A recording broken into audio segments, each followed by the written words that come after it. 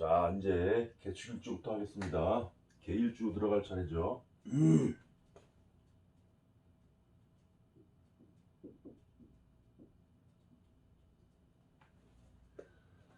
여기도 또 입고하는 글자가 있네요. 지두충민 일단 입고하는 걸 살펴보자 그랬죠. 그럼 입고하는 게 뭐가 있나?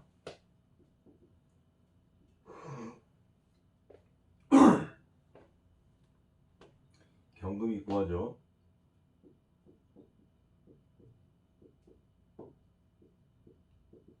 그 다음에 정화가 입고한다.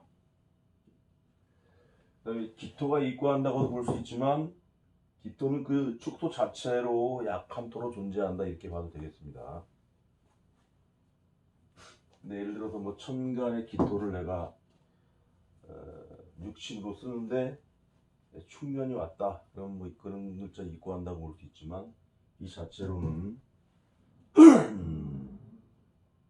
약한 토다 이렇게 보겠습니다. 그 다음에 육친으로 뭐죠? 편관이다.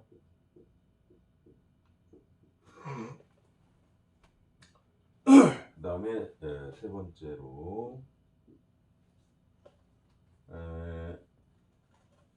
남자건 여자건 배우자의 운기를 봐야 되겠죠. 그러면 남자라면 병정화가 어떻게 돼 있죠?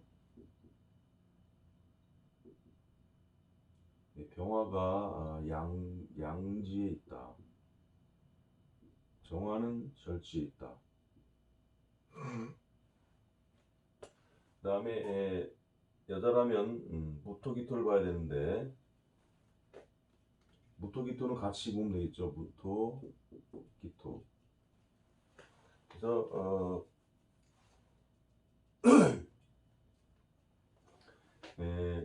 남자라고 해도 병화가 양지에 들고 그 다음에 정화가 절지에 들고 해서 제대로 된 배우자의 덕을 이룰 수가 없다 이렇게 볼 수가 있겠죠. 근데 이런 경우 있을 거예요. 사가 있어서 남자 같은 경우 합을 하고 있다. 그래서 배우자의 인연을 유지를 해 나가는데 안방에만 들어오면은 매우 약한 형태의 배우자. 이런 형태는 동거의 관계에 끊어졌다, 끊어지고 어떤 자기 일을 하면서 그 배우자와는 끊어질 수 없는 그런 관계가 되겠죠.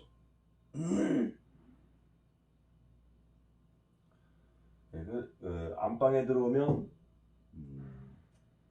양지에 있고 밖에서 활동하면은 또 자기 활동을 원활하게 하는 그런 식의 배우자가 되는 거죠. 오화가 있다면은 어떻게 되죠? 편재로 존재하면 원진의 관계에서 서로 원망하는 관계. 안방에만 들어가면 뭔가 불안하고 밖에 나오면은 나가고 싶은데 안에서 밖으로 나가고 싶은데 막상 그런 관계에서 헤어지기도 뭐하고 하는 관계. 그게 원진이 되겠죠. 원진과 합의 관계. 이렇게 해서 안방의 어떤 불안한 요인은 그렇게 잡으면 되겠어요. 남자도 그렇고 여자도 그렇고.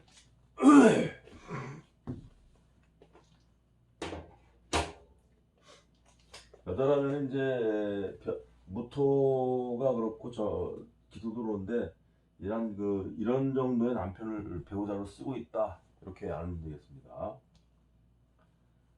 그다음에 네 번째는 뭐를 볼까? 자식의 운기를 볼까요 한번. 자식이라면 이제 여자 사주에서 주로 이제 봐야 되는데 여자라면은 간목 상관이 되겠죠. 간목이 관대하고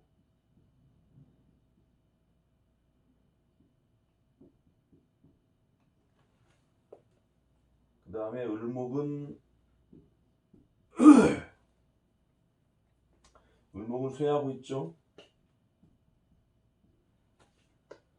그래서 상관을 딸로 보고 식신을 아들로 볼 때 딸 운이 좀 발달돼 있다. 그렇게 보면 되겠죠. 그래도 상관이 발달해 있다는 건 여자가 그 남편에 대해서 들이댈 수 있는 그런 요인.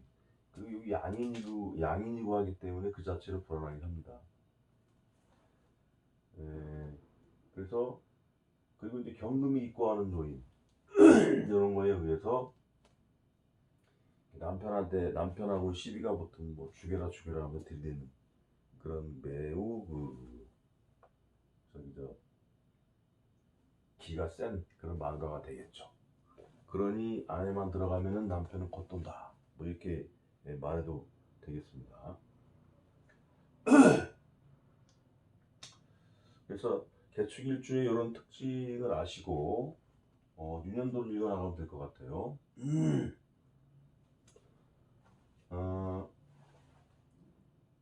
그 외에 더 들어갈 거는 없죠. 그래서 이 기축일주가 기본적으로 양을 깔고 있다는 것은 독립적인 성향이 강하다는 거죠. 기본적으로 직장이냐 관이냐를 따졌을 때 관보다는 직장으로 빠질 사업으로 빠질 가능성이 많고, 만약에 관으로 들어간다면 어떻게 될까요? 이게 양이니까 어떤 특수한 기술을 가지고 가는 분야 또는 내 기운이 강함으로 발산을 요하는 분야니까 영업직, 판매직 뭐 이런 거. 그러지 않으면 전문 기술직이 되겠죠. 그럴 때 회사에서의 어떤 그 입지가 오래 갈 수 있겠다, 이렇게 볼 수가 있겠습니다. 사업하는 사람 예를 보면 18년도에 형이 오고 뭔가 내 안방에 변화가 오는 과정, 그 다음에 사업장의 변화, 그것이 큰 조직과의 관계 속에서 뭔가 이루어지더라. 그것이 19년도에 오면서 뭔가 격갑도 이루어지고 평관작용하면서 거기서 뭔가 안 풀린 스트레스 작용.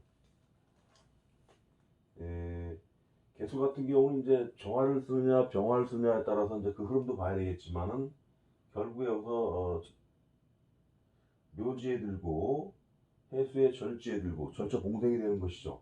이래부터 굉장한 자금적인 압박을 받으면서 너무 가는 거죠. 그 다음에 경자년에 이르러서는 어떻게 되느냐? 어떤 동업 환경에 놓일 수도 있는 거죠. 이 자축합이라는 것은 그런 환경에 놓일 수도 있는데 재물은 여전히 어렵다. 재물이 어려우니 동업자를 내가 끌어들였을 수도 있다. 뭐 이렇게도 유추가 가능할 거예요.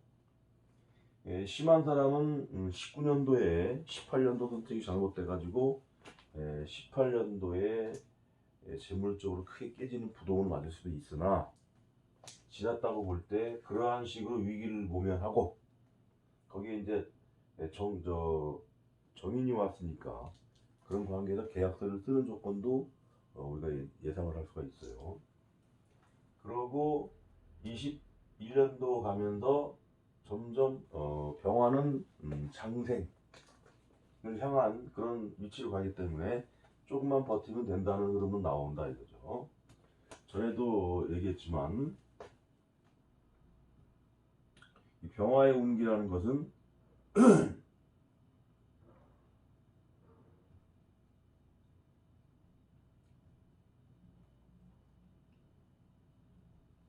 자, 여기에서 요 앞에 축이 있는 거죠.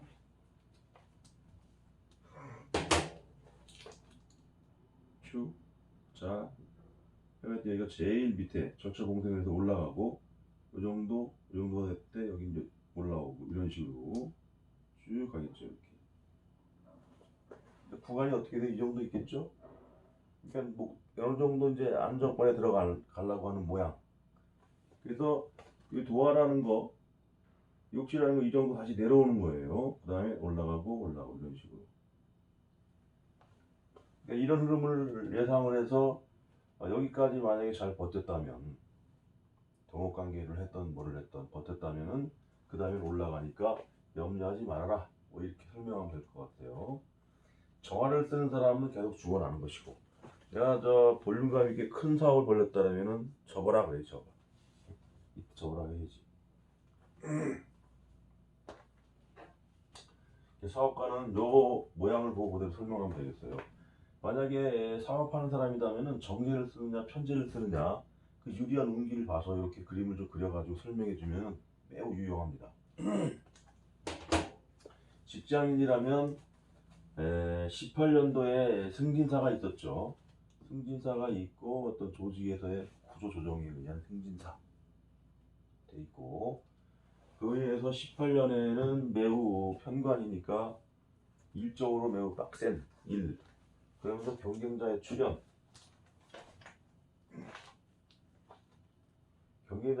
의해서 스트레스 상당히 받고 부서의 변동이 있다. 격각이죠. 그러면서 인성이 오고 다시 또 안정이 되고 내가 뭔가 결재권을 확실히 잡은 거죠. 그 다음에 신축년에 가면서 그로 인해서 굉장히 좀 바빠지는 양상이 되겠죠. 편의라는 것은 이일 저일을 내가 다 관장하는 거니까. 그 다음에 인년면년 가면서 뭔가 편안한 일로 빠지든가 이제 육신적인 해석으로 봐서 뭐 그 후에 직장을 그만둘 수도 있다, 뭐 이런 상황을 그 상담하고자 하는 사람의 상황을 보면서 판단하면 되겠습니다.